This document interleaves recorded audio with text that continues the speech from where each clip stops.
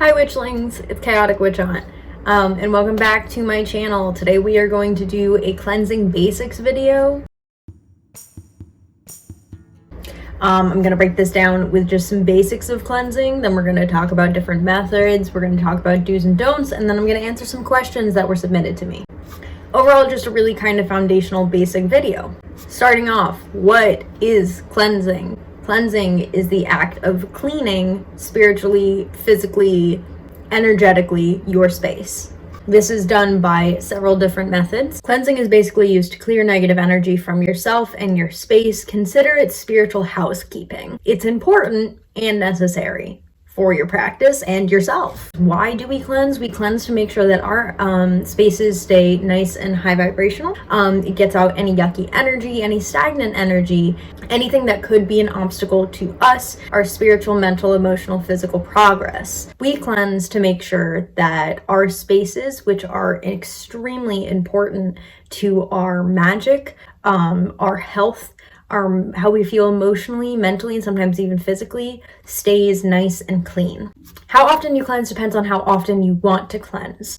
I usually recommend every couple of days for cleansing your person. I will cleanse in the shower and do a nice little ritual. Once a week or every other week for the space, and once a month for my altar space. And I use different methods for each of those. The entire house I will do around once a month. So there are a lot of different methods to cleansing. Like a lot. There's so many different methods, and then there's so many different methods throughout different cultures. So these are just like some of the basics, and I'm probably gonna miss some. So there's smoke cleansing. This is kind of the basic. You take a little like incense, little cone, a bundle, and just kind of wave it around your space. There's sound cleansing. You can do this with bells, Tibetan sound bowls, elephant bells. I like sleigh bells. I go and then like go for it. Energetic cleansing. This is the act of using your energy or the energy of something else to clear a space. This takes a lot of practice, and I do not recommend for beginners unless you are very skilled in energy work. There is literal cleaning as cleansing. This is kind of where the magical meets the mundane. Actually cleaning your space can also be a form of energetic cleansing. As you clean, you are removing stagnant energy from your space, and dirt and grime and all the little all little gross that's kind of around.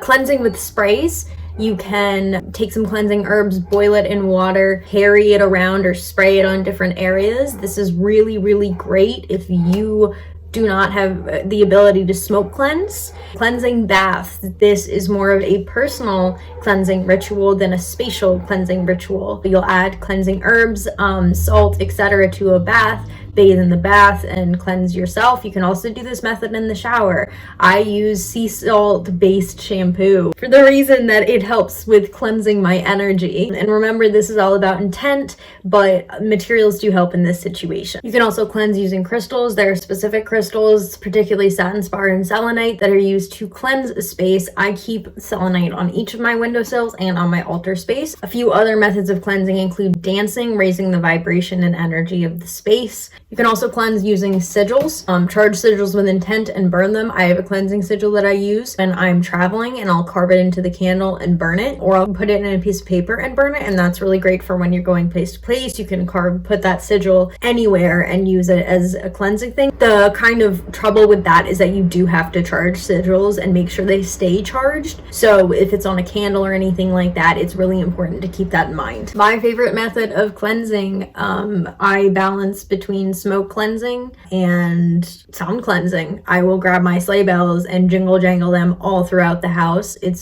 needs to be done on a day where no one in the house is doing work-based stuff. And I also do a lot of energetic cleansing, which is using my energy to clean out a room. Some do's and don'ts of cleansing. Do cleanse using ethically sourced products. This means products that were not taken from the earth, stolen, produced in mass ways. With incense, that's a little bit harder to find. So for me personally, I tend to be a little bit more lenient towards that. But if you're using herbs, you want them to be ethically sourced, which means don't use white sage. It's culturally appropriated and not ethically sourced. list. Do cleanse before protection. You want to cleanse before you set up protective wards, protection in the house, etc. What this basically means is if you set up your wards and your protective measures and then you cleanse the space, you don't know that you didn't trap something in there. Could be a little trappy boy. My wards are set up specifically so negative entities don't come in, and if they are trapped in here, they get pushed out. However, if you are starting out and you set up wards to keep everything out and you trap something in, you got a little negative entity bing-bonging around your space for a while. Do cleanse often. Like I said, cleanse yourself every couple of days, cleanse your space once a week or every other week, and cleanse your altar or spiritual space once a month. That's my particular method. I also have spirits, so I cleanse a little less. Some questions. How do I cleanse as a closeted witch? There are a lot of methods that are really kind of hidden. I usually recommend sigils, writing a sigil on a piece of paper and burning it, which is another really great method. Just make sure it stays charged. You can use crystals, lay them around. You can use sound or dancing or singing. That's really great. What areas should be prioritized? This is really great. I always say follow your gut, follow your intuition. Have you been in your bed a lot recently and you feel it's kind of stagnant? Cleanse there. Anything that is clutter needs to be cleaned out and cleansed. Altar space or spiritually active spaces need to be cleansed more because they're more likely to attract negative energy. They should also be more heavily protected, and places that are very frequently used by members of the household need to be cleansed because it's easier for energy to collect there. Cleansing versus banishing. Good question. Cleansing is cleaning a space. Banishing is knowing that something's in the space and literally removing it and getting it to leave forcefully. I always say cleanse first. If it doesn't leave through cleansing, then you can banish it, and I'll be going over that in a later video. Can it go wrong or backfire? I don't think so. I haven't had a situation where cleansing has gone wrong or backfired. Maybe one day I will. I feel like the worst that can happen is it just doesn't work properly and you have to do it again.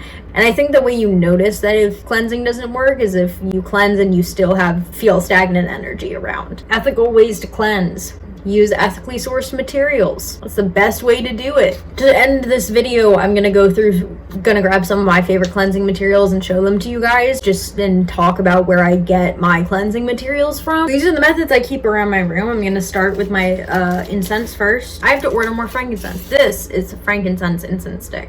I do prefer resin. I have to get the little circle things, but this is really great. I do not use sage often because sage is more like bleach. Not white sage, just any sage is more like bleach. It's really if you want to completely clear it out. And I have spirits, like I said. They prefer me not using sage, and they do indeed throw a tantrum when I do use sage.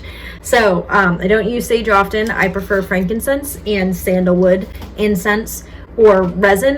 Sometimes I'll use myrrh, and I also use sound cleansing often. They kind of get over it at a certain point. When I do want to sage, this is a white sage free bundle from Crystal Girl Always. I will tag her down below, and she is absolutely amazing. As you can see, it's been used a little bit, and then my entities threw a tantrum.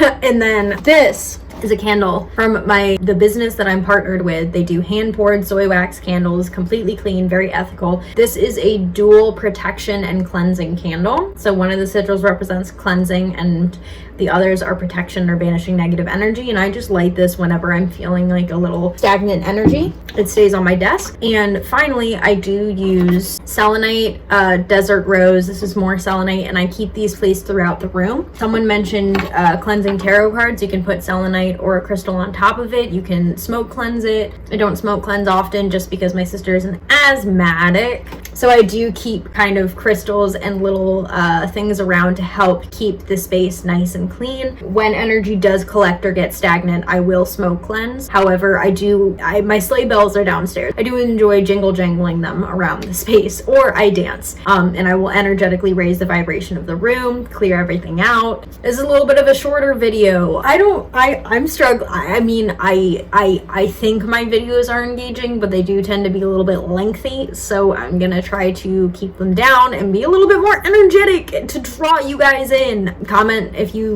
have an extra question, leave a like, subscribe if you want, turn notifications on. I publish every single Wednesday at 3 Eastern Daylight Time or Eastern Standard Time to keep up with my educational series. Subscribe is probably the best option, but of course, no pressure, and I hope you have a great rest of your day.